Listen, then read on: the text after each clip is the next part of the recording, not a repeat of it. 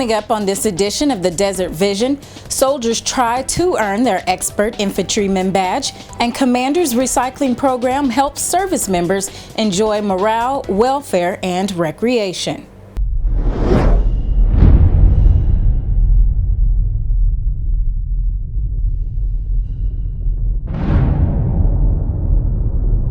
Welcome to this edition of the Desert Vision. I'm Army Sergeant LaShondra Shaw. Receiving the Army's Expert Infantryman Badge is a great honor. Specialist Anthony Kozulchar takes us to Camp Buring to see who's going to earn it. 3, 2, 1, go! Go, brother! Go! After the final challenge, the 3-hour 12-mile ruck march, 51 soldiers came away with the hard-earned Expert Infantryman Badge, which was hosted by the 122nd Infantry Battalion. 261 soldiers began their quest here on Camp Buring to achieve the EIB. 210 will have to try again, but all of these soldiers have something of which to be proud. The one guarantee that you do have with this is that regardless if a soldier earns their coveted EIB, every infantryman is a better trained soldier now going through this EIB. And the soldiers who were able to attain the badge can truly hold their heads up high. So once a soldier goes through and actually earns their EIB, they're pretty much saying they're an expert at all the individual tasks that they've been trained up throughout the whole week. Command Sergeant Major Frenier congratulated the awardees. So you 51, they're going to get this award today. You're carrying on that legacy. And you're the future of our infantry. And I really commend you for it.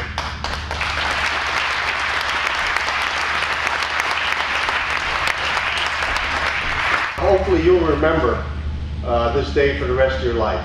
This is Specialist Anthony Kozulchar, reporting for the 1st Armored Brigade Combat Team, 4th Infantry Division, Camp Buring, Kuwait. If the Army needs to move equipment across the water, they don't call the Navy. Army Sergeant Jacob Fadley shows us an example of how this is done. Recently, soldiers with the 4th Brigade Support Battalion and the 199th Transportation Detachment participated in Raider Hope, a joint exercise on land and sea. We were doing what's called row-row operations, or roll-on, roll-off operations. That's where we pull into either an unimproved port or a ramp. We go ramp down, we bring on as many vehicles as we can carry. We transport those vehicles from ship to shore, or from shore to ship, or from shore to shore, wherever they need to go. Loading up 39 pieces of equipment onto the ship's deck proved a mighty task. Everything from MRAPs to 5 tons is backed up from ramp to boat. Because you have drivers with different levels of experience. Not everybody can back up a vehicle.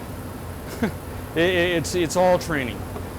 So it is kind of difficult with my guys on the deck side that are directing traffic. This stuff is, some of these guys have never done it before. It's new to them also. So it's a chore, but everybody was professional. Everybody did an outstanding job. With so many moving pieces and parts, communication between ship to shore is vital. Well, we use bridge-to-bridge radios to coordinate with my guys. And then there's one person on the pier that's a representative from the unit with all the equipment, basically like their brigade movements officer or their movements officer. And I coordinate with him, let him know which pieces we're ready for and which ones need to come next.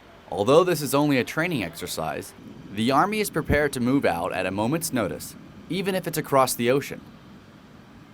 For the 371st Sustainment Brigade, I'm Army Staff Sergeant Jake Fadley, Kuwait Naval Base, Kuwait.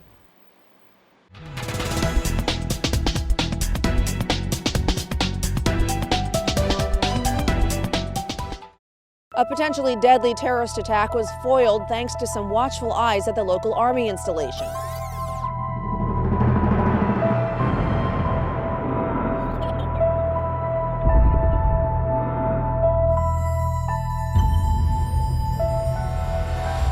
There's a suspicious-looking package near the entrance of the PX. It looks unauthorized. No sticker or a pass. I need you around the PX for a suspicious package. Got it. Come with me. Authorities are crediting the iWatch Army program for playing a critical role in the arrest. The case may involve a worker on post. iWatch Army. It's a way to report suspicious behavior. It's like a neighborhood watch for the Army community. A simple observation. A single report. Can lead to actions that may stop a terrorist attack. I report. I keep us safe. I watch Army.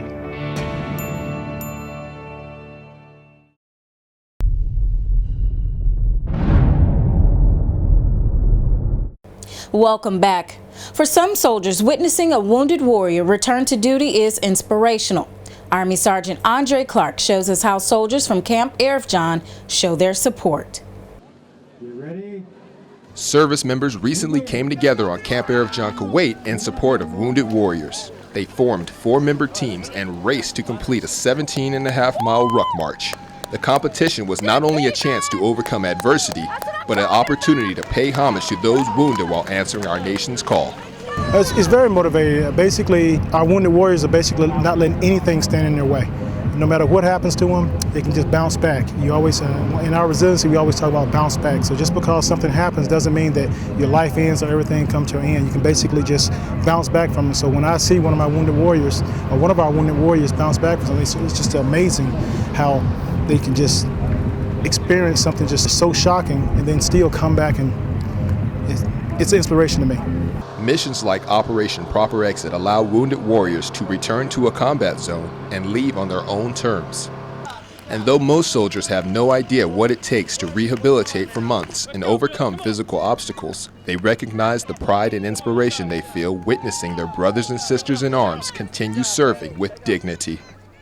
It means extremely a lot. It's real close to my heart. I know a lot of fellow soldiers that have been to Afghanistan and been wounded and gone back to the States and just continue on with their career, and it's very motivating. And from Camp Arifjan, Kuwait, I'm Army Sergeant Andre Clark.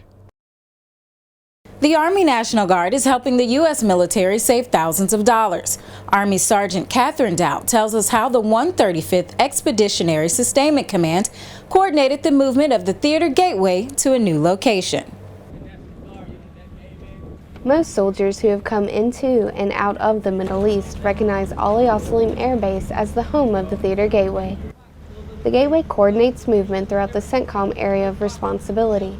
This month, however, the Gateway officially moved to Camp Arifjan in an effort to save money and reduce the U.S. footprint in Kuwait.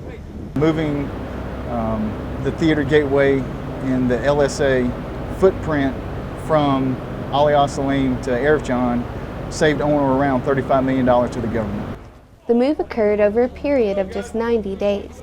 The 135th Expeditionary Sustainment Command worked with U.S. Army Central and the Theater Gateway to ensure that operations continued smoothly throughout the entire transition.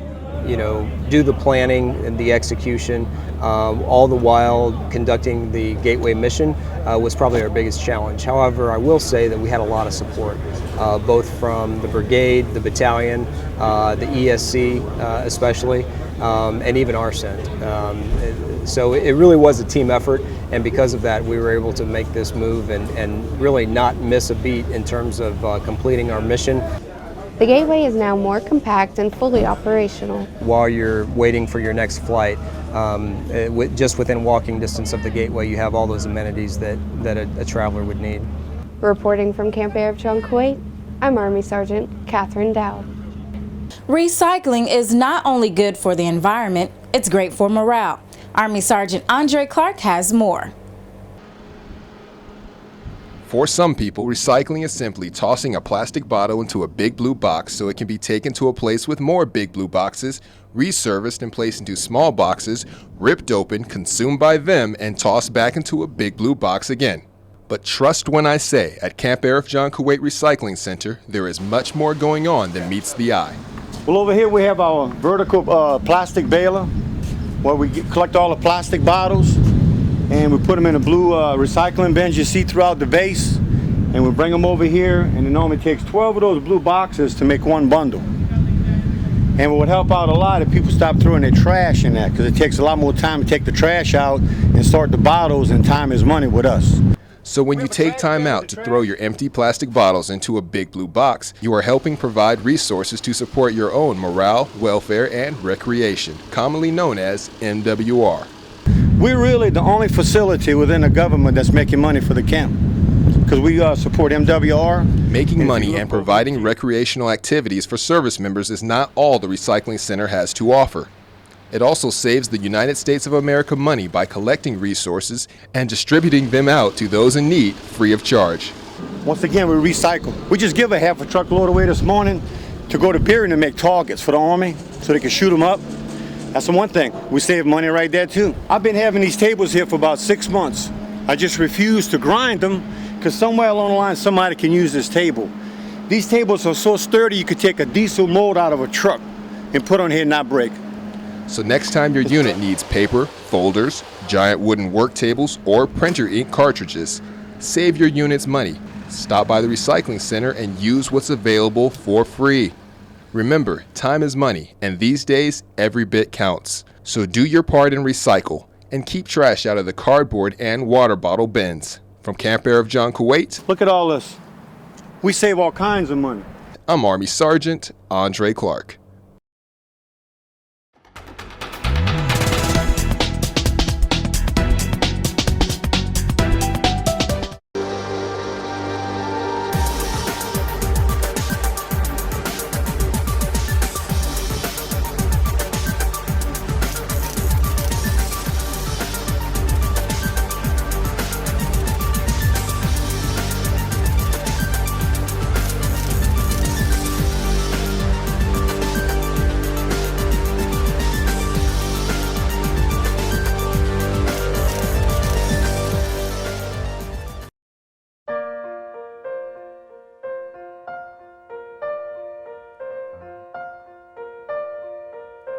My love,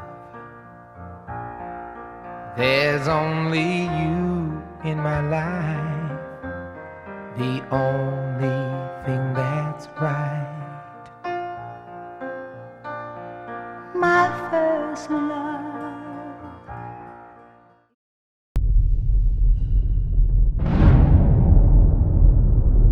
Welcome back. Have you ever wanted to know what soldiers and other military occupational specialties do? We give you a segment that does just that.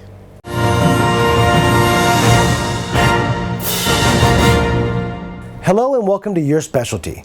I'm Army Sergeant Chad Guthrie. On this segment, we take a military occupational specialty and show you what they do through the eyes of someone who actually does the job. Next up is a 92 Golf. Hi, my name is Specialist Marion Jackson. I'm a 92 Golf food service specialist.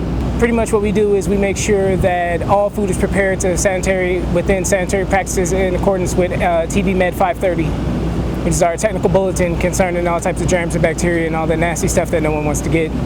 Pretty much our job is just to prevent people from getting sick, and while simultaneously boosting the morale of the troops. I think our MOS is very important. I mean, if you come back from a long day and chow is just terrible, you're going to continue to have a bad day. Pretty much what all food service specialists strive to do is to make your dining experience that much more pleasurable so that you can go on with the rest of your day and hopefully we make it a little bit brighter. What I love most about my job is I love making people smile.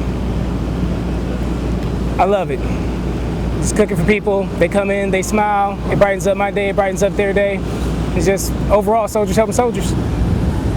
Specialist Jacob Valderrama won the 3rd Army U.S. Arsenal Soldier of the Year. Now he's gone to new heights. He was promoted to sergeant and went on to win the Forces Command Soldier of the Year. Now he will travel to Fort Lee, Virginia to compete for the title of U.S. Army's Best Warrior and Soldier of the Year.